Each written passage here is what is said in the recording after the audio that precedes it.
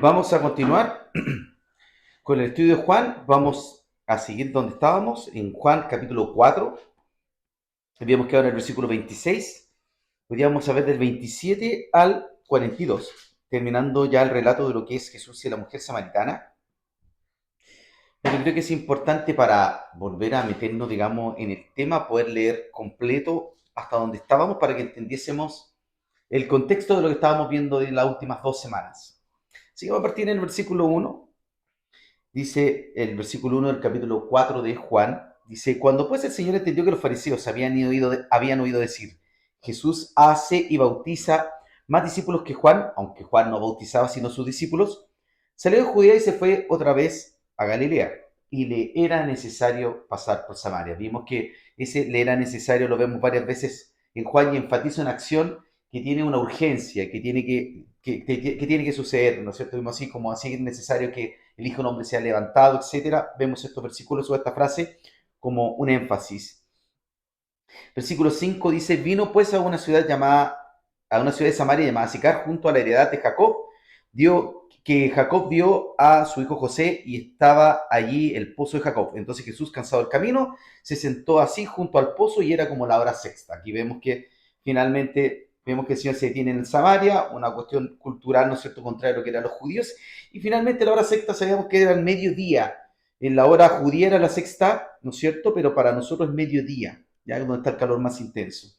Vino una mujer de Samaria a sacar agua y Jesús le dijo, dame de beber. También vimos que había un choque cultural aquí, ¿no es cierto? Primero que era samaritana, segundo que era mujer, y que sus discípulos habían ido a comprar a la ciudad, ¿no es cierto?, de comer, en el versículo 8. Y también vemos algo que aquí, inclusive para los judíos, hasta lo que hacían los samaritanos como ropa y comida era impuro. Entonces también acá vemos otro choque cultural también que Jesús envió a los discípulos a comer. Quizás por ahí no sabemos qué compraron para comer, pero en general los judíos buscaban cosas que no se contaminaran, así como las almendras, las nueces, cosas así que tuvieran cáscara, incluso, no sé, una naranja, cosas por el estilo, una granada, que era también común en la zona, esos frutos que no sé, supuestamente ellos no alcanzaban a corromper, ¿no es cierto? Y la mujer, el Señor le dice a la mujer samaritana, perdón, le responde al Señor, la mujer samaritana le dijo, ¿cómo tú siendo judío me pides a mí de beber que soy mujer samaritana? Porque judíos y samaritanos no se tratan entre sí. Sabemos que esto es la aclaración que hace el apóstol ahí en el relato. Versículo 10, Jesús respondió, ¿no es cierto? Y le dijo, si conocieras el don de Dios y el que te dice, dame de beber, tú le pedirías y él te daría agua viva. La mujer, ¿no es cierto?, le responde, Señor, no tienes con qué sacarla y el pozo es hondo. ¿De dónde pues tienes el agua viva? ¿Acaso eres tú mayor que nuestro padre Jacob, que nos dio este pozo del cual vivieron sus hijos y sus ganados? Respondió Jesús y le dijo, cualquiera de que viviere esta agua volverá a tener sed, mas el que viviere del agua que yo le daré no tendrá sed jamás, sino que el agua que yo le daré será en él una fuente de agua que salte para vida eterna.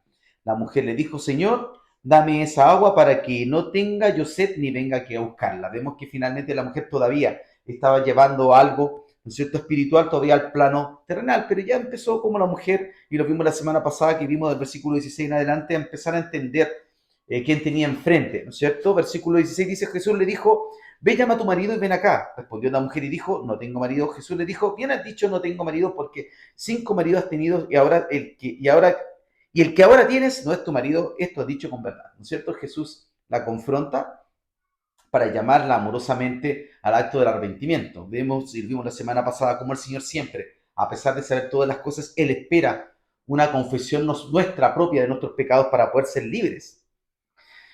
19, le dijo a la mujer, Señor, me parece que tú eres profeta. Aquí empieza, ¿no es cierto? Vimos la semana pasada que se empieza a dar cuenta que estaba al frente, ¿no es cierto? Y lo llevó a una discusión teológica. Lo vimos la semana pasada, donde decía que nuestros padres adoraron en este monte y vosotros decís que en Jerusalén es el lugar donde se debe adorar. Y esto vimos claramente que era porque los samaritanos reconocían solamente los primeros 5 libros de la Biblia, y en los primeros 5 de la Biblia no aparece el lugar, ¿no es cierto?, de Jerusalén como para el sacerdocio oficial, y que esto recién se establece cuando, ¿no es cierto?, cuando David tiene la idea de construir el templo y santifica ese lugar, y posteriormente es construido por Salomón.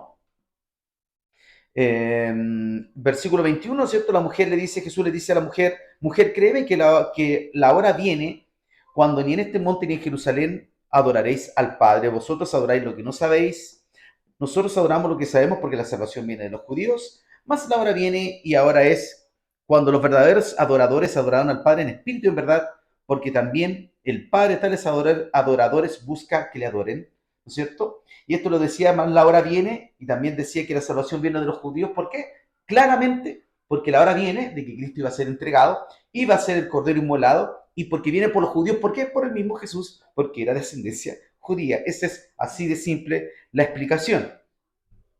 ¿No es cierto? Y 24, versículo 24 dice, y Dios es espíritu y los que le adoran en espíritu en verdad es necesario que adoren. Le dijo la mujer, sé que ha de venir el Mesías, llamado el Cristo, cuando Él venga nos declarará todas las cosas y Jesús acá se la revela directamente, le dice, ¿no es cierto, Señor? Yo soy el que habla contigo. Y ya empezamos a ver que pasamos por todas estas fases, ¿no es cierto? Primero el Señor rompiendo estas barreras culturales, vemos al Señor buscando una mujer que era necesario que pasara por ese lugar, vemos cómo el Señor se provee siempre, el Señor siempre es el que toma la iniciativa, ¿eh? Nunca el hombre ha sido el que tome la iniciativa, jamás. Y algo ahí que siempre hay una discusión teológica con un punto de lo que es el tulip de los calvinistas y siempre es una discusión. Nosotros no somos calvinistas, pero obviamente hay una discusión cuando quién toma primero la iniciativa, por eso hoy hablan de la gracia irresistible, ¿no es cierto? De esto de ir a buscar al pecador. Nosotros no estamos en contra de esos puntos en el 100%, sino nosotros estamos en contra de universalizarlo, de tomarlo como una estructura, porque vemos que el Señor aquí sí sale al encuentro de la mujer samaritana, pero el Señor también espera en la responsabilidad humana un actuar, que era que ella confesara realmente su situación y que transparentara su situación delante del Señor, porque el Señor es soberano, sí, conoce todas las cosas, sí, pero también hay una responsabilidad humana donde el hombre tiene que ser capaz de reconocer lo que está haciendo, ¿no es cierto?, mal.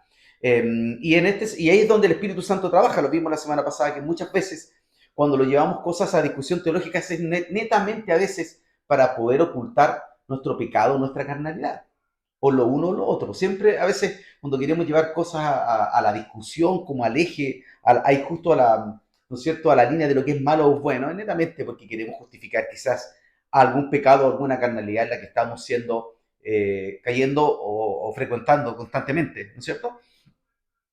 Y en esa línea vamos a ver que los discípulos, ¿no es cierto?, llegan a este encuentro, ya vimos hasta la semana pasada cuando el Señor se le revela a la mujer samaritana, y en esto llegan los discípulos y dice que se maravillaron que hablaba con una mujer. Nosotros primero vemos el relato de Juan y no lo tomamos tan a pecho, ¿no es cierto? No vemos tanto la barrera cultural que había en ese momento, pero aquí vemos claramente que los discípulos llegan y se maravillaron, o sea, se asombran de que estaba hablando con una mujer.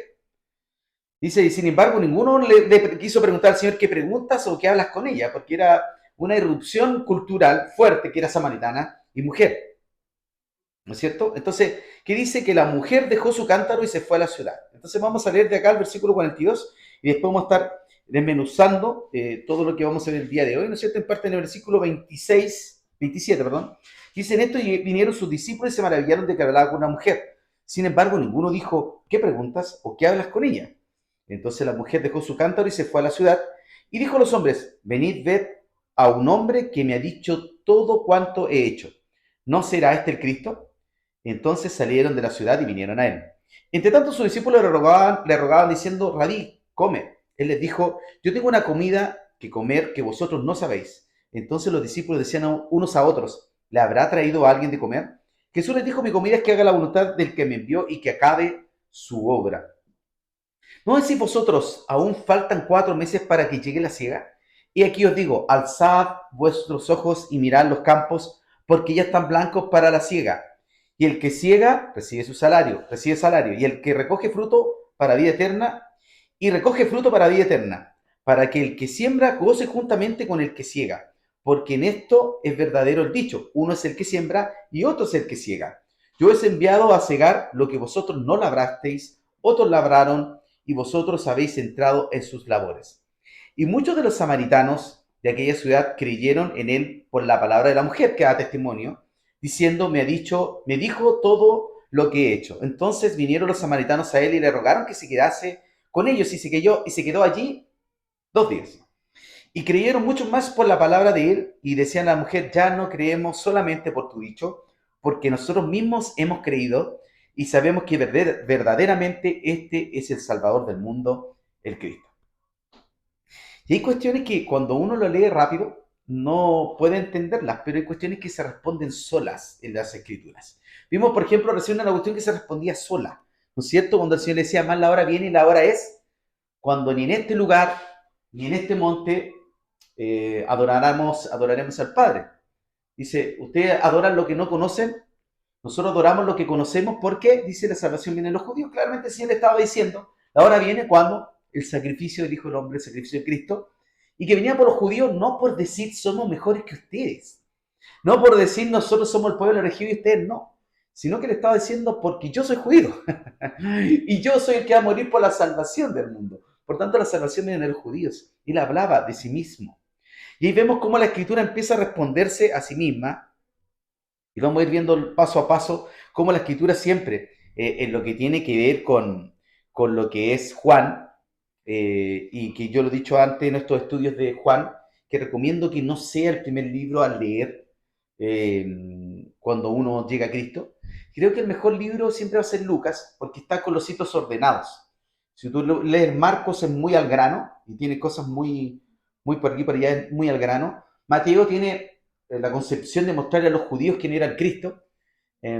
Por tanto, quizás por ahí Lucas es el más ordenadito y el más simple, quiere mostrar algo. Y recordemos que va escrito a un no judío, a un gentil, a Teófilo. Por tanto, tiene esa visión de mostrar al mundo el Salvador universal y en orden. Por tanto, es súper bueno como para que uno entienda cómo fue el proceso, las genealogías, el proceso de nacimiento del Señor, etcétera, y todo. Es mejor. Yo creo que es mejor. Eso es una opinión personal. Y nosotros vemos cómo de esto, de lo que vemos en la mujer samaritana, y por eso digo, porque Juan es muy profundo, y vamos viendo cómo, pasando muchas veces por estos capítulos, hay cosas que no entendemos. Por ejemplo, de tales adoradores. Yo siempre he escuchado en ese pasaje que se lleva la música y que usted tiene que adorar al Señor de todo corazón, y esta cuestión la he escuchado 1000 veces. ¿Ya? Y siempre lo llevan al tema de la adoración, la adoración, la adoración. Pero lo que el Señor estaba hablando, sí. Tales adoradores, Padre, busca que le adoren en espíritu y en verdad. Pero esto de lo que estaba hablando el Señor era de la salvación. Era claramente de la salvación. La salvación venía por los judíos porque Jesús era judío y no importaba el lugar geográfico donde quisieran adorar, porque después iban a adorar en espíritu y en verdad, y esto iba a ser consecuencia de la llegada del Espíritu Santo en este tiempo. Eso es lo que quería decir. No era tanto que le pongamos el tema de adoración, que obviamente tenemos que tener espíritu en verdad, también habla de, ¿no es cierto?, de la intención o esa calidad que tiene el corazón, la mente del hombre para poder adorar a Dios íntegramente. Estamos claros con eso. Pero a lo que iba el Señor en ese momento era claramente a decirles, no hay una barrera geográfica, no se preocupen de eso, yo vengo a morir por el mundo, la salvación viene a los judíos porque yo soy judío. No era por separar étnicamente, culturalmente, o quién tenía la verdad con respecto a judíos y samaritanos. Era claramente lo que tenía que ver con la salvación. De eso estaba hablando el Señor. Y la mujer samaritana lo entendió perfectamente. Vemos que la mujer samaritana lo entendió perfectamente porque su discurso pasa de ser un encuentro personal a un impacto colectivo. El Señor viene, habla con ella, impacta su corazón y la mujer va a evangelizar y empieza a evangelizar de Cristo. No empezó a evangelizar, a decirle, oye, nosotros siempre hemos estado equivocados, hay que adorar en Jerusalén. Nosotros estábamos equivocados, la salvación viene por los judíos. No. Dice, me encontré con el Cristo, he conocido al Cristo, me han dicho todo lo que hice. Obviamente que hay una simplificación de lo que fue este discurso. No sabemos todo lo que se habló. No creo que haya sido una conversación de 3, 4 líneas como lo vemos acá, sino que claramente el apóstol lo lleva a los puntos principales para entender lo que fue el encuentro de Jesús y la mujer samaritana. Y vemos cómo este encuentro personal entre la mujer y el Señor se transforma en una evangelista que va a predicar sobre Cristo. Insisto, no caen en la discusión teológica. Ya la discusión teológica pasa a un segundo plano porque empezamos a hablar de la salvación del mundo. Y la salvación del mundo viene por el Cristo. Y acá la mujer lo entendió perfecto. Ella toma esta idea y dice, ha venido el Mesías, el Cristo está aquí.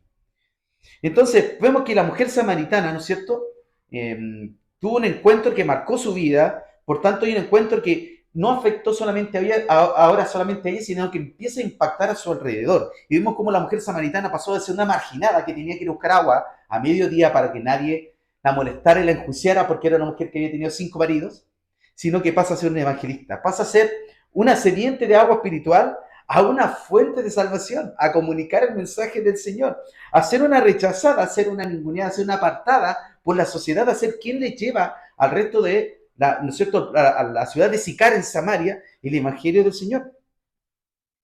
Entonces vemos cómo hay un encuentro real entre la mujer y el Señor y esto empieza a producir la necesidad de llevar a otros a Cristo. Ya no se transforma solamente en una restauración personal, no solamente se transforma después en una situación donde nosotros tenemos el privilegio de gozar de una relación con el Creador, sino que se transforma también en la necesidad de poder comunicar esta verdad de salvación a otros. Se transforma en una necesidad. Ella deja su cántaro, dice el versículo, ¿no es cierto? Deja su cántaro y sale corriendo a la ciudad. Es una reacción transformadora, impactante en ese momento, que la deja como en una reacción un poco efusiva.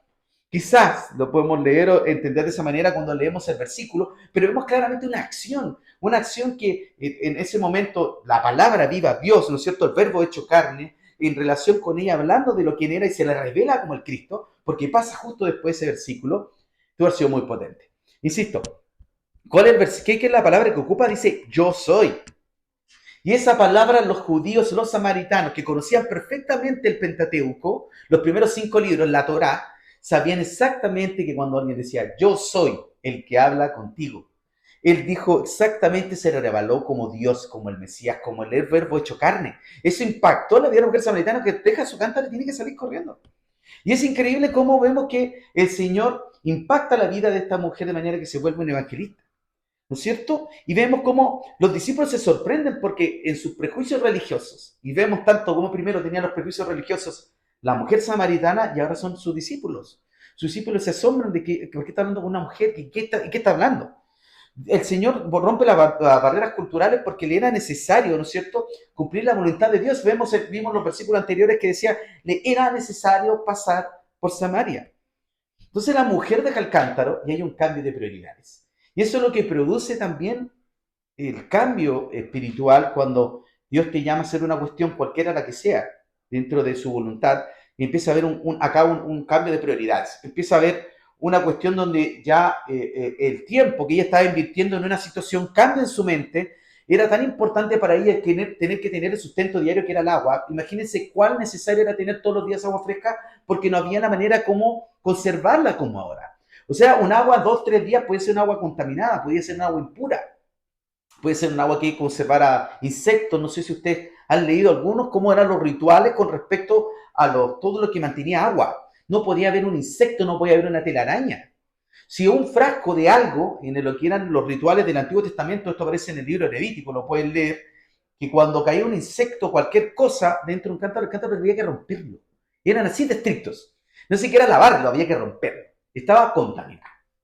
Entonces imagínense cuánto era para ellos que todos los días tienen que hacer esto, cuidar de que no, el cántaro no tuviera nada, pescar el cántaro, ir a sacar agua, tenerlo limpio y dejarlo botado, soltar el cántaro, dejarlo ahí botado y salir corriendo. Imagínense el cambio de perspectiva que hubo en la mujer samaritana y un cambio de prioridades inmediato. Dijo, hey, yo tengo que contarle a los demás lo que me pasó a mí. Eso siempre va a ser. El cambio real en Cristo va a producir el hecho y la necesidad de compartir el Evangelio. Y lo vemos, y que el Señor aquí, ¿no es cierto?, rompe la barrera cultural, los discípulos se asombran de esto, y lo vemos en un apoyo bíblico, lo podemos encontrar en Gálatas, ¿no es cierto?, capítulo 3, 28-29. Romanos, Gálatas, ¿no es cierto?, Romanos, Gálatas, Corintios, Efesios, ¿no es cierto?, si no me equivoco.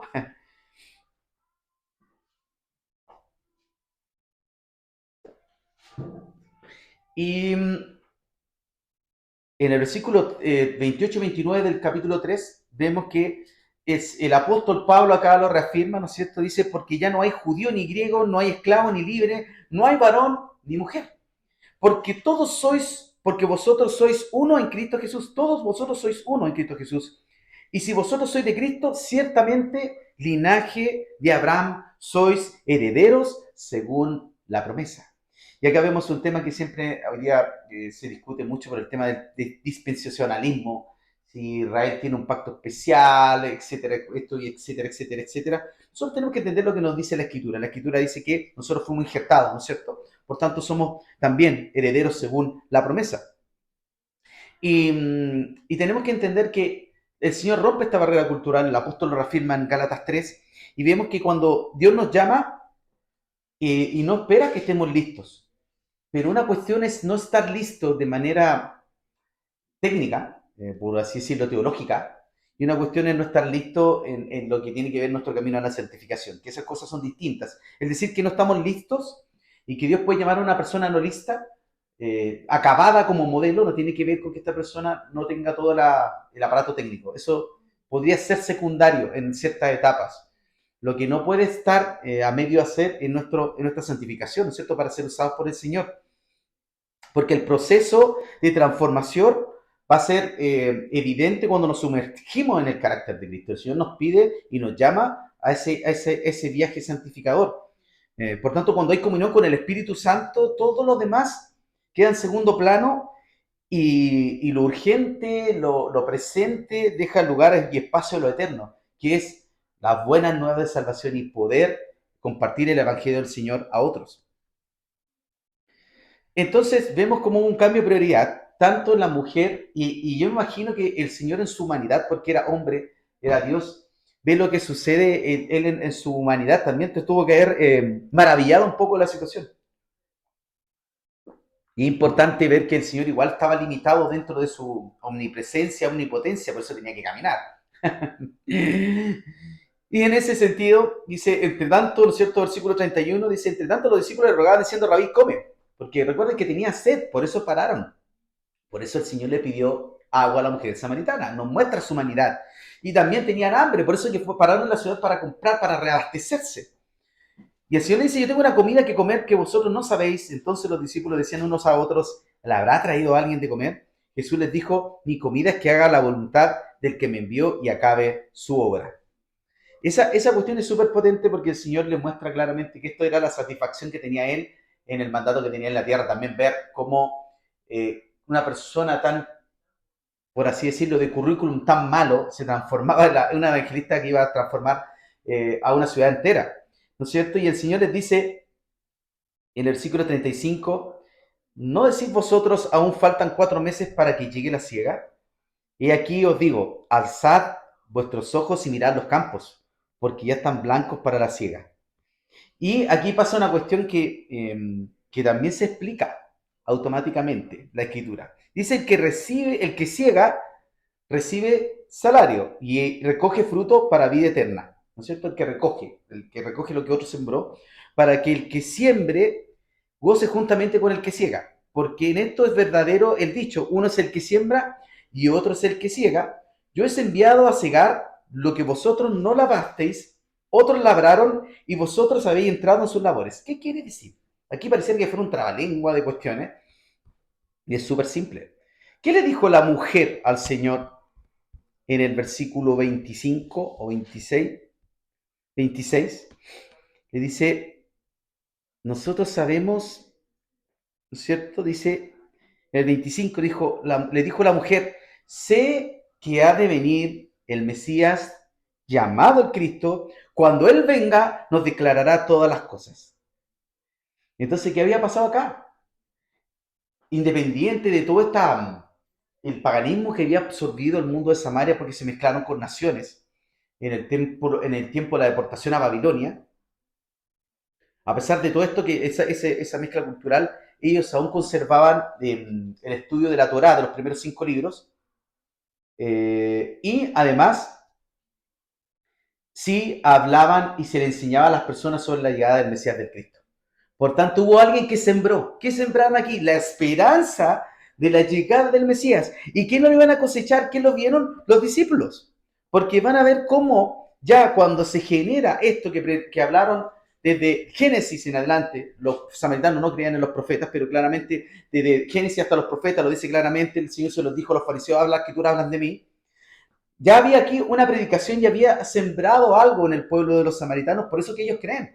a pesar de todo lo que habían sido, a pesar que adoraban en el lugar donde no debían adorar, igual se había hecho la plantación de la semilla y de la esperanza de que venía el Mesías. ¿Y quién iban a recoger que iban a cosechar esta siembra? Era Jesús en ese momento con sus discípulos al ver que esta gente se convertía, ¿no es cierto?, al Señor.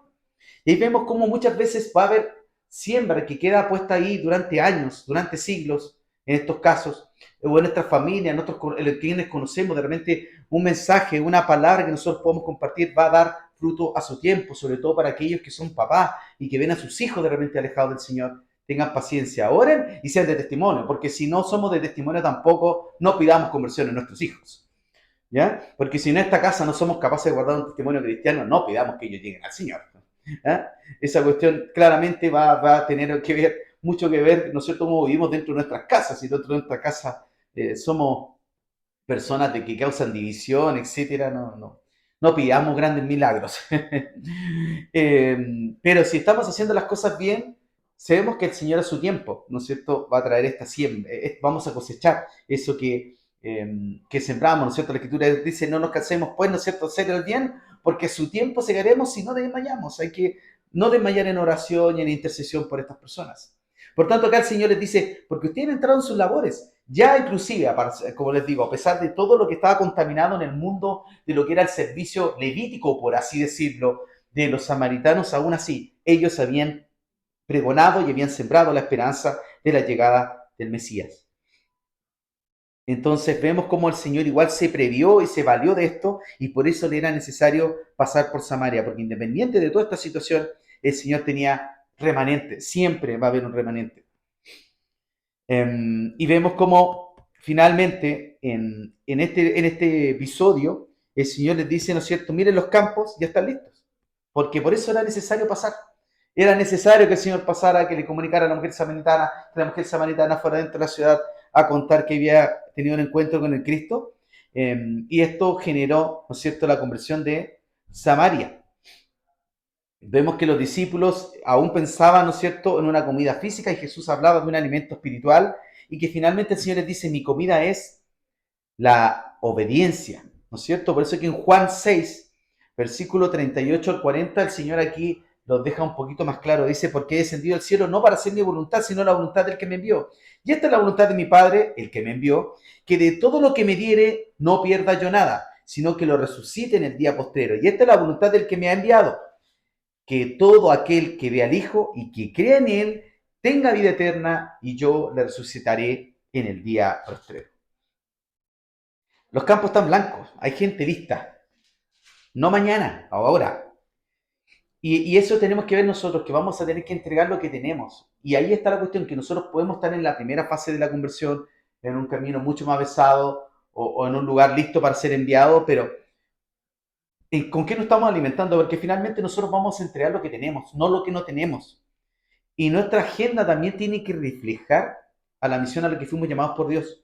No podemos vivir solamente de lo natural ni de los planes individuales. Es increíble cómo el Señor empieza a derribar toda esa estructura individual y nos empieza a llevar a lo sobrenatural. Y ahí vemos lo trascendente o que podemos ser realmente en el mundo cristiano, no solamente siendo un buen trabajador. A mí la verdad es que soy un poquito más extremo, por así decirlo, en mi pensamiento en ese sentido. Yo no creo que algunos dicen, y si es necesario habla, ¿he escuchado eso?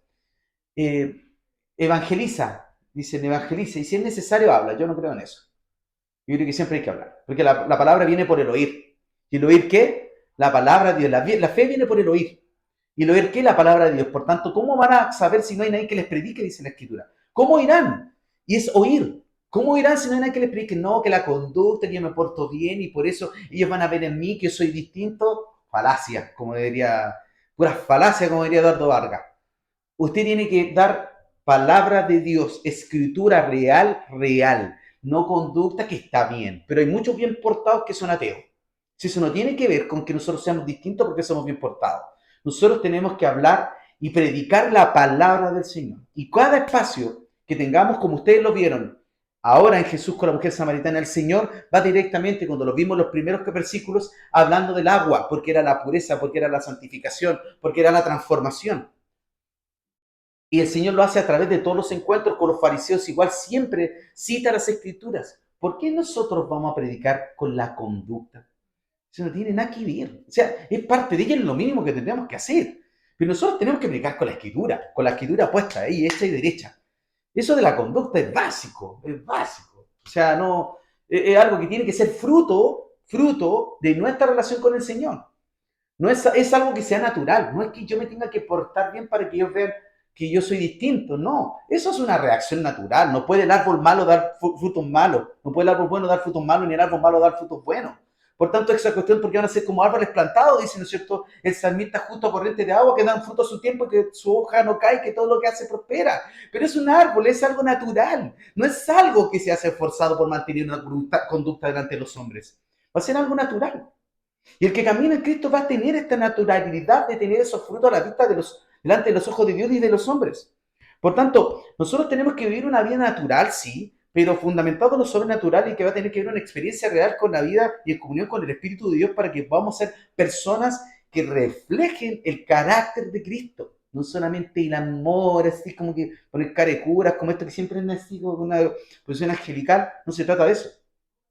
El amor de Dios tiene que ver con la verdad y predicar la verdad y enseñar la verdad y vivir la verdad.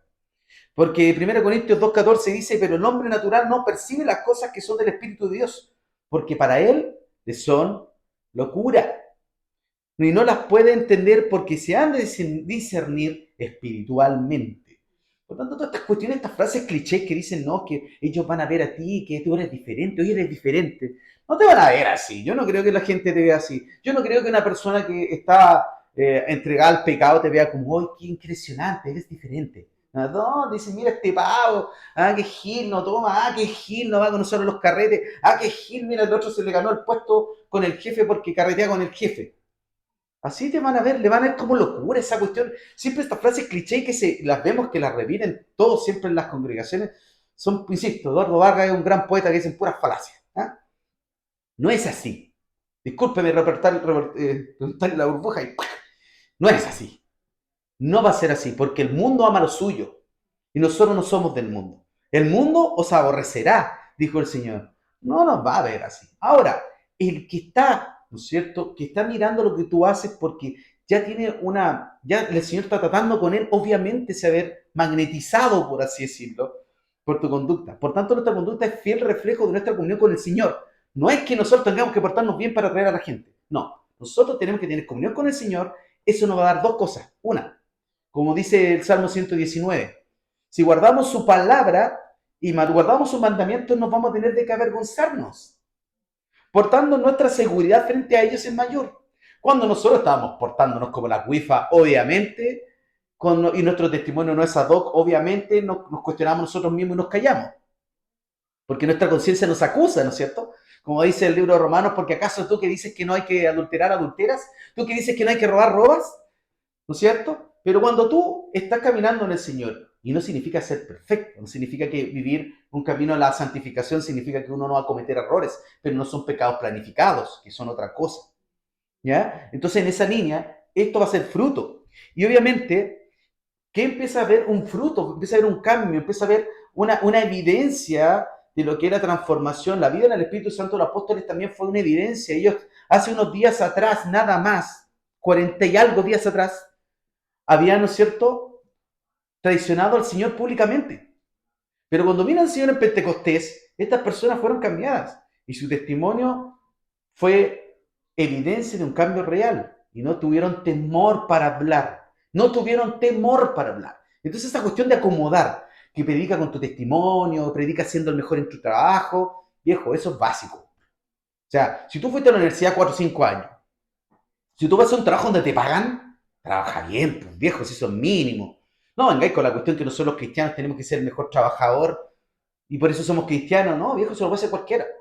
Lo que nosotros tenemos que hacer es vivir vidas santas, agradar a Dios, y eso nos va a dar la autoridad moral, por así decirlo. No es que nosotros nos basemos en la moral, pero sí nos va a dar una autoridad para poder hablar la verdad del Señor. Porque no vamos a poder ser apuntados por el dedo, no vamos a poder ser apuntados por el dedo por el otro. De la única manera que lo van a poder hacer es mintiendo. ¿Y qué dice la Escritura? Bienaventurados cuando hablen más de vosotros, mintiendo.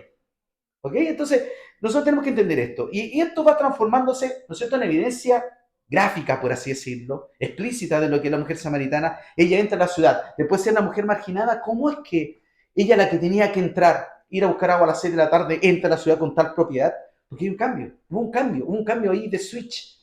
Y la verdad de Dios es más grande que cualquier error de nosotros, del pasado. La presencia de Dios que nos acompaña y nos aborda y el Espíritu Santo nos da ese río de agua viva dentro de nosotros, va a ser mucho más potente que los errores que pudiste tener en el pasado, perro. Y en ese sentido es donde nosotros tenemos que cumplir la misión de predicar el Evangelio. Si no, vas a sentirte al debe. Y eso es lo que produce eh, digamos, el llamamiento de Dios a la vida santa. Va a producir la evidencia de los frutos, ¿no es cierto?, de una vida correcta delante de los ojos de Dios, porque para los hombres quizás no lo es. Y por otro lado, la necesidad de predicar el Evangelio. Versículo 39 dice, muchos de los samaritanos de aquella ciudad creyeron en él por la palabra de la mujer, que daba testimonio, diciendo, me dijo todo lo que he hecho. La mujer hubo un cambio tan inmediato, tan potente, y aquí no sabemos qué es lo que pasó. Quizá, si lo vemos desde el punto de vista más pete, lo diría un pastor pentecostal, que fue revestida con autoridad del Señor, y el Señor puso palabras en su boca.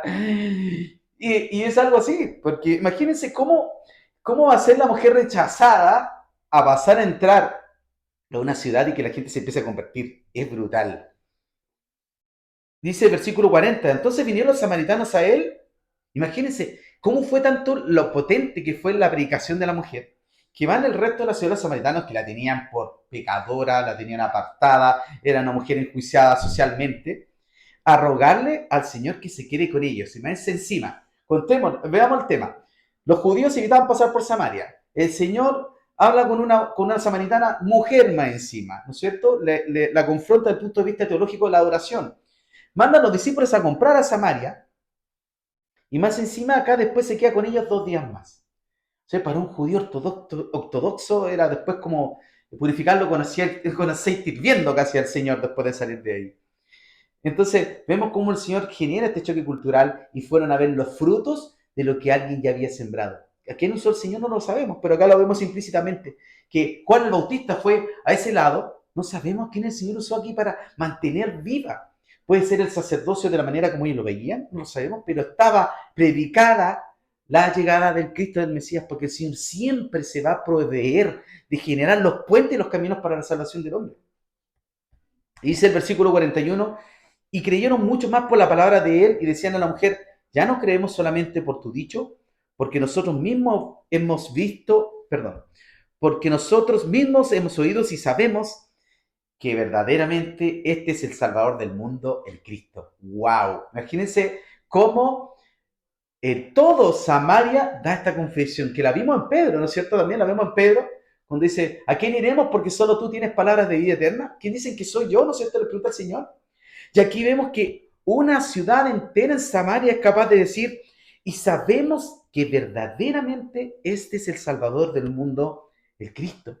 El testimonio de una mujer, el cambio de una mujer, generó la conversión de una ciudad entera con una convicción que no la vemos en el resto de Israel, en ciudades, sino que la vemos aquí, quizá en los aborrecidos, en los apartados, en los llamados paganos, y el Señor utilizó a la menos indicada. Creen primero por la mujer, esto produce una fe inicial. Luego creen por Jesús y se transforman en una relación personal y reconocen al Señor como el Salvador del mundo. Porque insisto, ¿cómo oirán si no hay quien les predique? ¿Cómo? Por tanto, eso de que prediquemos con la conducta está bien. Por aquí, por allá, al rato, está bien. Pero tú tienes que hablar. Y tenemos que hablar. Y tenemos que entregar el mensaje. Estamos llamados a eso. Porque claramente Romanos 10:17 lo dice, ¿cierto? Y así que la fe es por oír y el oír la palabra de Dios. Nosotros no somos el Salvador, somos el mensajero, pero para que el mensaje sea entregado tenemos que comunicar la buena nueva de salvación, el mensaje del Señor que viene a través de la Escritura. Y tenemos que llevar a las personas a Cristo, no a nosotros. Y es donde por eso tiene que ser Escritura, no compañerismo, no empatía. Hay algunos que dicen, no, que no tú tienes que ser empático con tus compañeros de trabajo, que tienes que ser como casi como socialmente, no sé, como un aporte, que está bien, no es malo. Pero aquí nosotros tenemos que llevarlo a Cristo, y a Cristo es la Escritura. Y nosotros como cristianos deberíamos tener nuestras casas llenas de Nuevos Testamentos. Deberíamos tener, por ahí, por ejemplo, acá se le quedó al Seba con Alvarito, se le quedaron los evangelios de Juan. Eso hay que entregarlos, regalarlos. Eso hay que hacer. Eso hay que hacer, regalar palabra de Dios. Está bien el consejo, el apoyo, el hombre, porque somos personas, lo necesitamos. Pero tenemos que llevar a la gente a Cristo. Y un testimonio, una conversión, una vida cambiada, está bien. Gocémonos en eso personalmente, pero tiene que ser para otros. Eso, el testimonio y la obra del Señor no termina en ti ni en mí, termina en la salvación del mundo. Nosotros no creemos en una expiación limitada, creemos que Dios vino a todos. Por tanto, es nuestra labor. Si vamos a defender nuestro punto de vista con respecto a que no creemos en una salvación, no sé, una expiación limitada, entonces prediquemos el Evangelio. Seamos coherentes. Porque con conclusión vemos cómo el Señor rompe barreras, cambia las prioridades de una mujer y quita su vergüenza, activa su misión, usa su historia para transformar a otros y transforma su entorno. Y finalmente tenemos que preguntarnos nosotros si finalmente nuestra vida en Cristo genera la necesidad de hablarle a otros o solamente estamos distraídos generando o teniendo a un Dios que supla nuestras necesidades, que nos dé moralmente una vida mejor, que podamos tener mejores cosas, que nuestras necesidades estén cubiertas, porque el Señor se preocupa de eso. Pero ese es nuestro enfoque, tener un suplidor, alguien que suple nuestras necesidades, pero no compartirle al resto del mundo lo que Dios puede hacer por ellos. Y no solamente puede pasar por necesidad económica, no solamente puede pasar por necesidades eh, de temas de a veces que siempre se quiere ver el Evangelio casi como comunismo, que tenemos que ir a abrir hogares de menores, que está bien. Yo creo que hoy día, por ejemplo, eso es algo al que la iglesia está al debe, o los adultos mayores, que está bien esas cosas que le hagamos, pero hoy día hay una sociedad que está con las necesidades básicas bastante cubiertas. ¿Y dónde están sus problemas? Están los problemas mentales, en la necesidad, en la angustia, la crisis de pánico. Y es que donde nosotros tenemos que mostrarle a ellos que hay una paz que sobrepasa todo entendimiento y que guarda nuestros corazones en completa paz también, hasta el día que el Señor venga. Que a pesar de las dificultades, las pruebas, las tribulaciones que nos podemos ver sacudidos día a día a través de nuestra vida, Dios pone paz, como decía esa canción antigua, paz en medio de la tormenta. Así que los invito a orar. Señor, te damos gracias por tu palabra, Señor. Estos capítulos del Evangelio de Juan, Señor, son tremendos, son increíbles, Señor, como nos muestras primero en el capítulo 3. Nicodemo, soy un religioso, Señor, que debería estar en contra del Señor, como va de noche a buscar, Señor, de la misma fuente la predicación del Evangelio. Después el Señor que se acerca también, Padre, a esta mujer samaritana en medio del desierto para predicar el Evangelio, Señor, y cómo vemos una ciudad entera es transformada por el poder de tu Espíritu. Te pedimos, Padre, que tú nos seas llenando de tu Santo Espíritu, que podamos ser personas que hablan de tu palabra sin miedo, sin temor. Pero para eso, Señor, cámbianos, danos más de ti, Señor. Quita cualquier estructura, cualquier miedo, Señor, y cualquier ataque del enemigo que siempre nos va a querer recordar, Señor, más en lo que fuimos malos que lo que estamos haciendo ahora, que es el llamado a predicar el Evangelio. Que tomemos el ejemplo de la mujer samaritana para ir a otro, Señor, y que no nos quedemos estancados por el miedo. Te pedimos que tu Espíritu sea poniendo esa convicción, esa valentía, Señor, y que podamos tomar toda la armadura de Dios, Señor, para poder combatir, ¿no es cierto?, los ataques del enemigo. Te damos gracias, Padre, por este día, por lo que tú haces, por tu palabra que nos vivifica día a día. Te pedimos que tú nos seas perdonando todos nuestros pecados y que nos seas guardando en la semana que comienza. Te damos gracias por todo, Padre, en el nombre de Jesús. Amén.